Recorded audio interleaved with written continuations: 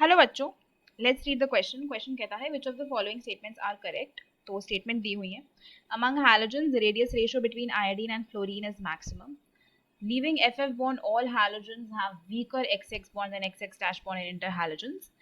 Among interhalogen compounds, maximum number of atoms are present in iodine fluoride and interhalogen compounds are more reactive than halogen compounds. तो ये कुछ 4 statements हैं, इनके basis पे बताना है कि कौन सी स्टेटमेंट्स आपकी करेक्ट होंगी। तो अगर इस क्वेश्चन में हम की कॉन्सेप्ट की बात करते हैं तो हम यहाँ पे हैलोजेंस को डिस्कस करने वाले हैं। Halogens are basically the elements of group 17 of the periodic table with an outer electronic configuration of NH2NP5। ठीक है, और साथ में हम इंटर हैलोजन कंपाउंड्स के बारे में भी थोड़ी सी डिस्कशन करने वाले हैं इस क्वेश्चन में। ठीक है, तो साथ साथ स्टेटमेंट्स पढ़ते जाते हैं और साथ साथ हर स्टेटमेंट की डिस्कशन भी करते रहेंगे। पहली स्टेटमेंट है among halogens radius ratio between iodine and fluorine is maximum. बिल्कुल सही बात है, क्योंकि हैलोजेंस की बात करते हैं तो आपके पास है fluorine, chlorine, bromine, iodine. As we are going down the group तो आपका जो एटॉमिक साइज होता है that is going to increase, क्योंकि नंबर ऑफ शेल्स ऐड होते हैं तो साइज बढ़ेगा।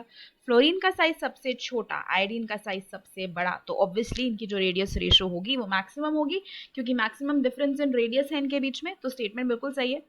अगला है leaving F F bond all halogens have weaker X X bond than X X dash bond halogens. बिल्कुल बॉन्ड इन इंटर हैलोजेंस बिल्कुल गलत स्टेटमेंट है ये, राइट? क्योंकि इंटर हैलोजेंस जो इंटर हैलोजन कंपाउंड्स होते हैं they are more reactive than halogens. Okay, they are more reactive than halogens. क्यों? क्योंकि जो XX डैश बॉन्ड बनता है इंटर हैलोजन कंपाउंड्स में, इंटर हैलोजन कंपाउंड्स मतलब हैलोजेंस के बीच में बनते हैं, जैसे कि ClF3 है, BrF5 है, तो यहाँ पे एक हैलोजन दूसरे से कम इलेक्ट्रोनेगेटिव होता है। तो इनमें जो XX डैश टाइप का बॉन्ड बनता है that is a weaker bond in comparison to XX bond जो आपको हैलोजेंस में देखने को मिलता है। So because of this XX dash weaker bond ये आसानी से टूट सकता है, इसलिए ज्यादा रिएक्टिव होते हैं। तो जो ये स्टेटमेंट कह रही है कि all halogens have weak XX bond, ये बिल्कुल गलत है। XX bonds are stronger always than the interhalogen के जो बॉन्ड्स होते हैं, that is XX dash bond. Among interhalogen compounds, maximum number of atoms are present in iodine fluoride। बिल्कुल सही बात है। आयोडीन फ्लोराइड की अगर हम बात करें दैट इज एक्चुअली IF7। तो ये वाली जो स्टेटमेंट है this is true not false, right? ये वाली स्टेटमेंट ट्रू है। IF7 आयोडीन का फ्लोराइड होता है, क्योंकि आयोडीन का साइज बहुत बड़ा है और फ्लोरीन का बहुत छोटा है, तो ज्यादा फ्लोरीन एटम्स जो है उसके आसपास आ सकते हैं।